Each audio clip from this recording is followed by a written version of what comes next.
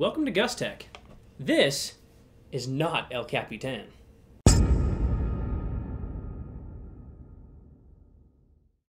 Today we're going to be looking at the newest build of Windows 10, build 10159.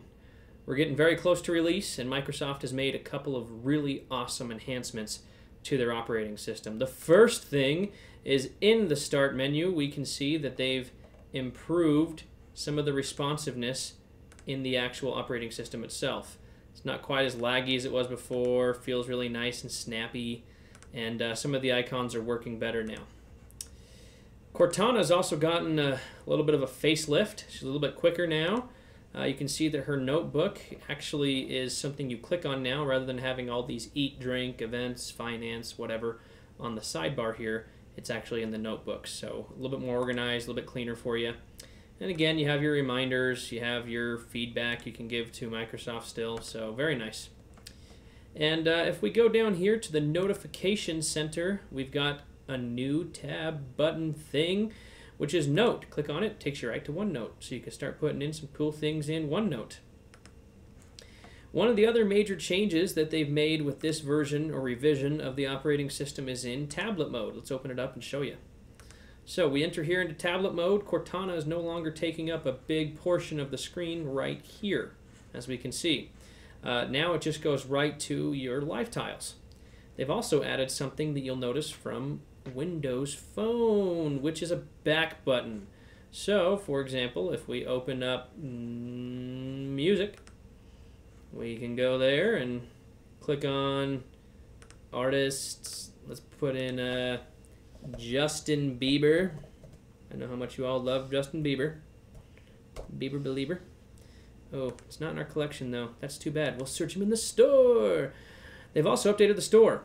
One of the very cool things, you can see it just had a little notification here for the back button. We can just click back and that'll close the store just like it does on Windows Phone. Click back, it'll close out of the app, or it'll just take you back in the app you're currently in. So you can see right here, Artists is the previous tab, and back to Albums, and back to it being closed.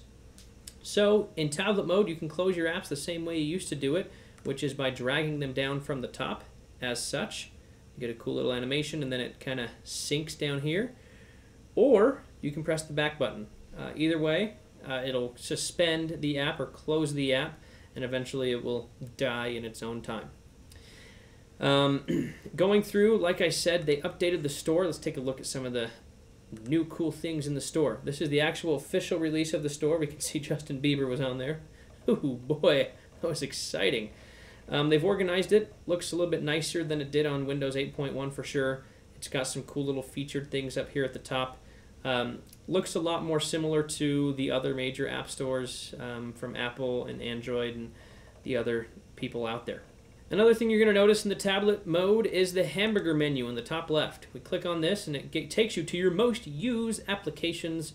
One of the cool new additions is Microsoft Edge. Spartan has been renamed to Microsoft Edge, so it still has the ugly looking E that looks like it's Internet Explorer that will make everybody want to avoid it.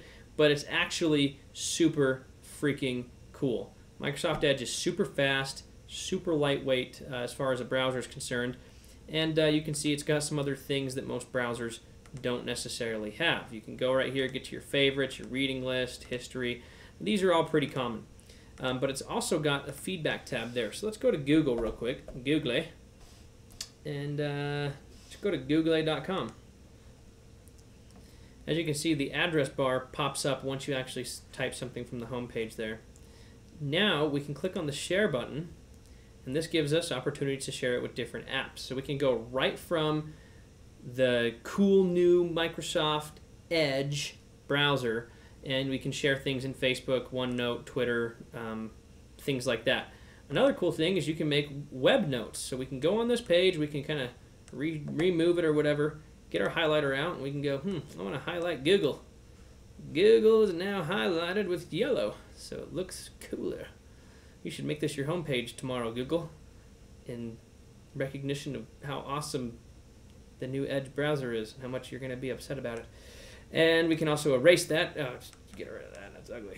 And we can also do blue stuff like lines and say, This looks like a guy with a hat on. Unintentionally.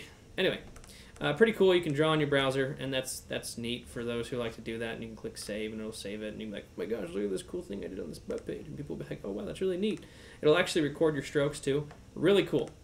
Yeah, other than that, not really too much different than a normal browser, except for how quick and snappy it is. It really is impressive, seeing as how it's coming from Microsoft. Thanks for watching. Go ahead and hit that like button if you liked the video. Hit dislike if you want to start una guerra about El Capitan. And make sure to leave a comment with any questions, concerns, jokes, things that are really important that you'd like to share with everybody.